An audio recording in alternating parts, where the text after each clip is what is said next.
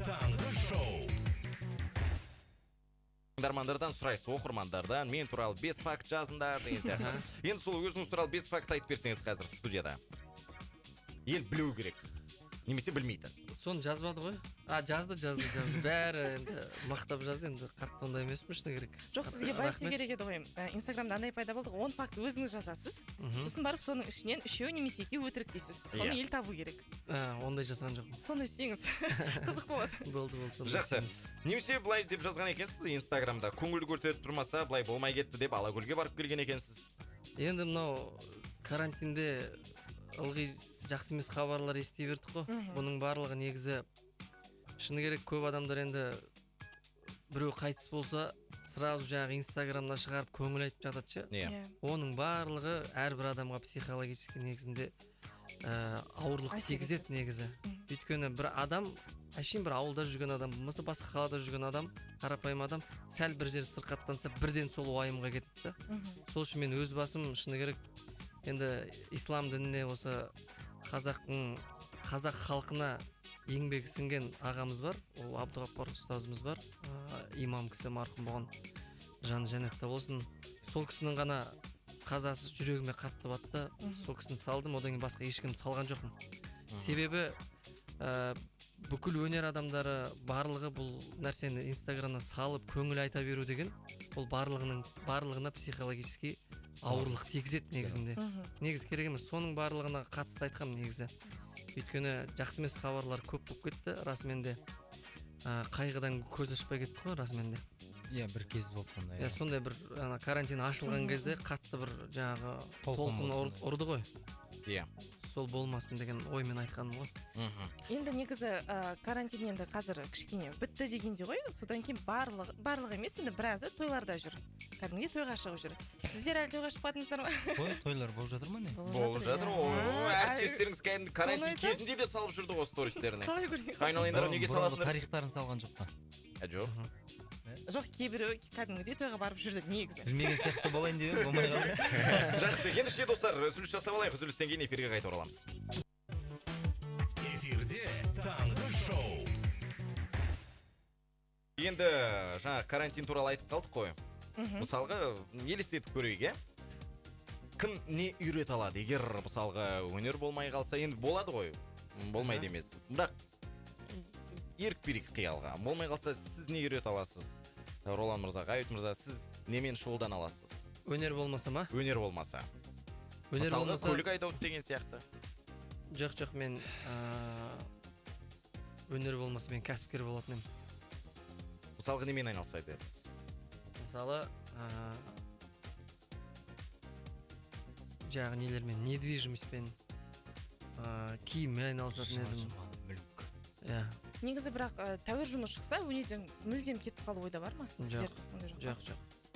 Бұл былай ғой, Ақбибі, адам деген мәселені көп адамның көзқарасы, көп ақша болса, бақыт бар деп ойлайды. Ол жерде де бір өзінің бір мықты энергетикасы бар. Адамға тіпті ақшада бақыт жоқ деп те айтуға мүлдем келмейді негізінде. Оның бір өзінің септігі бар негізі. Бірақ айтайын дегенім, адам өзінің не істесе де сүйіктісімен айналысу керек та.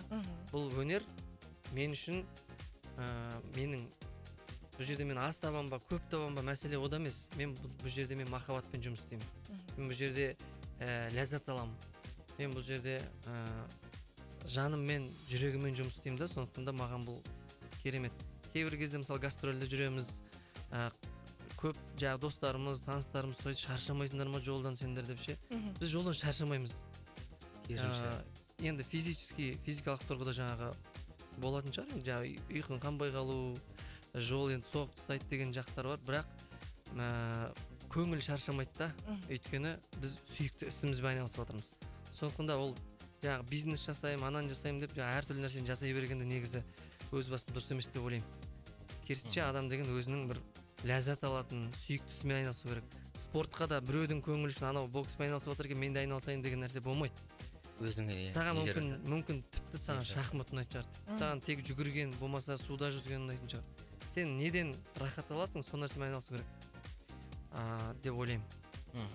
Енді Ролан мырза барлығын айтып қойған сияқты енді. Жақсы, жалғастырамыз енді. Карантин бітсе, керемет әндер жолдаймыз. Карантиндер бітуде ән қайда деп жазып қойыппын мен өзіме, Ролан мырза. Карантин бітуде ән қайда? Біз енді біраз әндер жазып қойдық негізі. Иә. Тыңдармандарымызды қуантқымыз келеді. Биыл енді шыны керек, біреу біреуге көңіл айтып жатса, мына жақта менің әнім шықты деп жариялап жатқанда бір ыңғайсыз. Жарқыратып, оны дүрсілдетіп. Біріншіден, екіншіден, шынымен де мына карантин кезінде халыққа кішкене қиындау болып қалды ғой. Жаңағы күнкөріс жағы, басқа жағы, депрессия бар. Сондықтан да бір ән тыңдайтын да бір уақыт емес шығар. Енді онлайн концерттер беріп, барынша енді көңіл көтеруге тырысып жатырмыз. Сондықтан да әндерімізді бір уақытқа қарай жоспарлап отырмыз, соған қарай шығарамыз деп. Бірақ енді жаңа Жандәурен бауырымыз сенің қолың мұз деген әнді жиі айтып жатыр. Соған қарағанда тыңдармандарды көп сұрап жатқан көрінеді. Біздің де инстаграмымызда сәл жаңағы бір куплетін салып қойсақ, қайырмасын салып қойсақ, көп сұрап дайректіге жазады. Сондықтан да осы радиода бір сұрап жатқан жандар болса, бір тыңдатайық. Әнімізбен бөлісейік. Қазір ендеше достар, бізде бұл әнді Жандәурен кешірім эксклюзив деп. Кешірім сұраймын. Бұл әнді біз арнайы Григорий Лепстің студиясынан алған әніміз. Бұның орысша, қазақша нұсқасы бар, және басқаша тілде де шығуы мүмкін. Үлкен бір сондай еңбек жұмсалды бұл әнге. Соны тартып өтеміз. Басқа тілде шықса, Восток FM радиосына береміз біз. Енді бұл ән жаңағы қазақша сөзін Ринат Саитов жазды. Әні Владимир Куртов деген жаңағы Григорий Лепстің композиторы бар. Соның әні бір тыңдап көрейік. Бәрекелді. Ендеше достар, дәл қазір Жұлдыз FM радиосының тыңдармандары үшін сыйлық, біздер үшін де сыйлық. Алғаш болып тыңдайсыздар. Қабыл алыңыздар, Меломен тобының орындауында Сенің қолың мұз деп аталатын тамаша туынды тыңдап бағасын беріңіздер. Әнді тыңдап алғаннан кейін үзіліс жасаймыз достар. Қабыл алыңыздар, сіздер үшін керемет сыйлық. Меломен тобы Сенің қолың мұз әні. Кет. Эфирде таңғы шоу. Эфирде таңғы шоу. Таңғы шоуды әрі қарай жалғастырамын, және мында хат келіп жатыр. Қайсар мен Айгүлді ұлды болғармен құттықтап бересіздер ме деген. Әрине, бәрекелді. Өтініш. Құрметті Қайсар, Айгүл, сіздердің бүгінгі кішкентай сәбилеріңіздің дүниеге келуімен шын жүрегімен құттықтаймыз. Дені сау болсын, жасы ұзақ болсын, елдің азаматы болсын деген бір тілек айтқымыз келеді. Бәрекелді. Құтты болсын. Жасы ұзақ болсын. Енді достар, біз Инстаграмға қайта оралдық. Техникалық ақауларға байланысты қайта шығып кетіп отырмыз. Енді Wi-Fi-іміз дұрыс жұмыс істемей. Жұлдыз.fm парақшасына кіріп, қараңыздар, дәл қазір Меломен тобынан біз қонаққа де сұрағымыз келіп отырмыз. Қандай ән орындаймыз? Енді биыл Абай атамыздың 175 жылдығы мерейтойы қазақ үшін бір үлкен мереке деп айтсақ болады. Сол Абай атамыздың жер үстінде жарық ай деген әнді 3 дауысты акапельно айтып берсек. Бәрекелді, ал кеттік. Реминор бар ма? Кім бастайды? Бірге бастаймыз бәріміз. 1 минут, реминор қояйық. 1 минут күтамаймыз Ғабит. Сразу 2 секунд. Видеоны кімнен бастайын деген? Ендеше достар, дәл қазір Жұлдыз.fm Инстаграм парақшасына кіріңіздер. Себебі дәл қазір Меломен тобы жанды дауысты ән орындайды.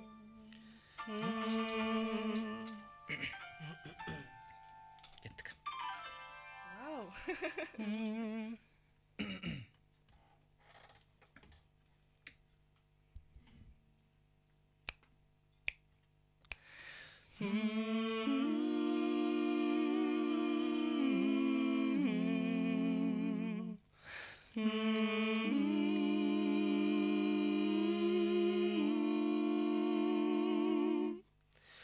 Желсіз түнде жарық ай, сәулесі суда дірілдеп, ауылдың маңы терең сай, тасыған өзен гүрілдеп, ауылдың маңы терең сай, тасыған өзен гүрілдеп.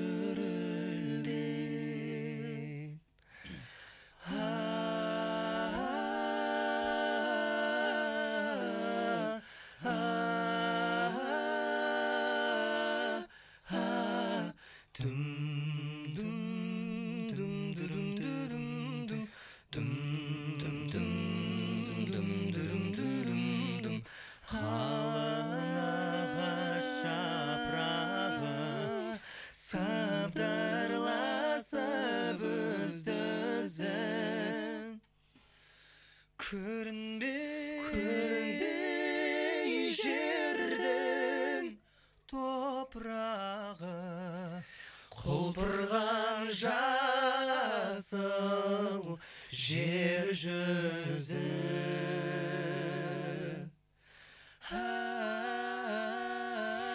Тау жаңғырып ән қосып, үрген итпен айтаққа келмеп пе едің, жол тосып келмеп пе едің, жол тосып жолығуға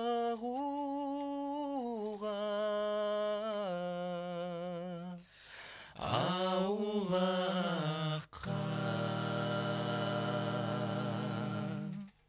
Бәрекелді. Керемет. Тамаша. Кішкене распевка болмай тұр. Жоқ, күшті болды. Жоқ, өте керемет. Енді әрі қарай не Таңғы айтарымды да білмей отырмын, шынымды айтайын. Тамаша. Бәрекелді. Енді жаңа ғана эфирден тыста, эфир уақытында да онлайн концерт туралы айтып қалдық. Енді Орда тобының қағаз кемесін орындаған екенсіздер. Неге осы әнді таңдап алдыңыздар? Бұл енді сәлем жобасының ұсынысы болды. Яғни кавер орындау керек болды. Әр әнші былайша айтқан кезде осы 10 жылдың көлеміндегі хиттарды орындау. Сондықтан сол бізге қағаз кемені таңдадық. Өзімізге жалпы үшеумізге де бұрыннан ұнайтын ән. Орда тобының жалпы репертуары өте керемет қой негізі. Сол әнді орындап шықтық. Өзімше енді кавер деген нәрсе қалай, ол кавер деген құсатпай орындауда, өзіңнің былайша айтқан кезде нұсқаңды шығаруда. Сол сияқты біз шамамыз келгенше өзіміздің нұсқамызды шығаруға тырыстық. Солай орындап шықтық. Негізгі сол тапсырма бойынша. Оны жазып, сосын барып жалпы халыққа тарату ойда жоқ па? Болады таратуға, иә. Ол таралды да. Иә, таралып да жатыр негізі.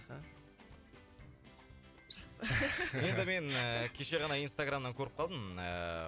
Балыққа үшеуіңіз барып, кім көп балық ұстады депсіздер, бірақ енді ешкім дұрыс жауап бермеген сияқты. Кім көп балық ұстайды жалпы? Мақтанбай-ақ қояйын. Енді арамызда балыққа жақын дейміз ба, қолының салымы бар дейміз ба, Ғабекен ғой. Бізде аса қатты ниет жоқ ондай бір. Бірақ Ғабит айту елеулеп 60 ұстап отады.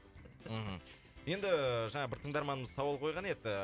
Өзім жаңағы Инстаграмнан немесе WhatsApp'тан дыбысты хабарлама жіберсем, дауысымды естігім келмейді дейді. Әншілерде де сондай бола ма дейді, өз дауысы өзіне ұнамай қалатын кезде. Болады, иә. Өте болады. Кейіннен үйреніп кетесің ол нәрсеге. Негізі өзің, мына менің даусым ба деп кішкене жатырқап жаңағыдай біртүрлі ғой деп солай болады. Бәрінде болатын сияқты, иә? Кез келген адамда болады. Енді мына жерде бір сауал келген екен. Эпидемия кезінде дейді, дәрігердің, полиция бәрінің халыққа көмегі көп болды дейді. Ал әншілердің қандай пайдасы тиді халыққа деп ойлайсыздар деген екен? Ой, әншілер енді білмеймін, әншілерге тиіседі деп ойлаймын да. Расымен де қаншама өнерпаздар бар, ағаларымыз бар, бауырларымыз бар, барлығына көмектессе деп ойлаймын мен. Қаншама продукт жағынан өзімізге де болса да енді әркім өзінің жақсылығымен мақтанбайды ғой, бірақ қолдан келгенше біз де көмегімізді бердік. Негізі былай айтайықшы. Өзіміздің ұжым бар, иә. Қалай айтайық? Негізі Ақбибіда ел басына күн туса, ең бірінші әншілер жүгіреді негізі. Неге сол нәрсені көрмей қалады, мен соны түсінбеймін ше. Мен де соны түсінбеймін. Енді аттарын атамай қойын, мен білетін қаншама мысалы мықты әріптестеріміз бар. Ешкімге білдірмей қаншама жанұяны асырап отқан, қаншама жанұяға жақсылық жасап отқан, мешіт салып отқан. Одан кейін жаңа кеше Арыста жағдай болды, осы карантин кезінде қанша жағдай болды. Ең бірінші болып ұйымдастырып жасырында жария. Кеше мысалы жаңағы Жетісайдағы су алған оқиға мысалы Мақтааралда. Сол кезде де мысалы халықтың алдында жүрген өнер адамдары да неге бұл нәрсе көрінбейді? Енді мен айта кетейін, енді бұл әншілер сахнада жарқырап ән айтып жүргенге бұл халықтың талабы. Біз сахнаға шыққаннан кейін біз барымызды киіп, қолымыздан келгенін жасап, былайша айтқан кезде біз енді халықтың айнасы болғаннан кейін біз былайша айтқан кезде кей табыстарымыз сол киімге ақ кетіп қалады біздің. Кей табыстарымыз сол біздің ары бері жүрісімізбен ақ кетіп қалады. Қалай табамыз сол жұмыс? Өйткені біз сахнада сүмірейіп тұруымызға болмайды. Жоқ, сүмірейіп тұрса да не киіп алған деп айтады ғой. Иә, сондай да, сондықтан да енді ол бұның бәрі айтып отқаным әншілердің барлығы бір кәсіпкер, бір бай деген сөз емес. Құдайға шүкір жағдайларының бәрі жақсы, бірақ енді барынша сол шама шарқына қайып барлығы, мен бүкіл өнер адамдарына айтқым келеді, ел басына қандай күн туып жатса бірінші болып әншілер жүреді. Оны бүкіл халық та көріп отыр, өзіміз де көріп отырмыз, өзіміз де атсалысып жүрміз. Енді ол шамамызға қарайды. Тек қана өнер адам емес, бүкіл қазақстандықтар мен сөйтіп көмектесу керек деп ойлаймын. Одан кейін мынандай бір түсінікті байқаймын, сәл бір жаңа жер мәселесі, басқа мәселелер болып жатса, неге әншілер үндемейді дейді да. Біз әншілер, біз әншіміз біздер. Біз саясаттың адамы емеспіз. Біз саясаттың не болып жатқанын, оны саясаткерлер жақсы біледі негізінде. Сондықтан да оған да бір жаңағы бел ортадан кіріп өзіңнің пікіріңді айта беру де қатты бір дұрыс нәрсе деп ойламаймын. Ол әнші де бір өзінше сала ғой, басқа да қанша салалар бар. Неге соларды айтпасқа мысалы? Неге олар атсалыспайды? Егер айтып қалса, не ақылсынып отыр, не айтып отыр деп тағы да ондай нәрсе де бар, иә. Иә, үзіліс жасап алайық. Сосын эфирге қайта ораламыз. Эфирде таңғы шоу. Эфирде таңғы шоу. Таңғы шоуды әрі қарай жалғастырамын, және мында хат келіп жатыр. Қайсар мен Айгүлді ұлды болулармен құттықтап бересіздер ме деген. Әрине, бәрекелді. Өтініш. Құрметті Қайсар, Айгүл, сіздердің бүгінгі кішкентай сәбилеріңіздің дүниеге келуімен шын жүрегімнен құттықтаймыз. Дені сау болсын, жасы ұзақ болсын, елдің азаматы болсын деген бір тілек айтқымыз келеді. Бәрекелді. Эфирде таңғы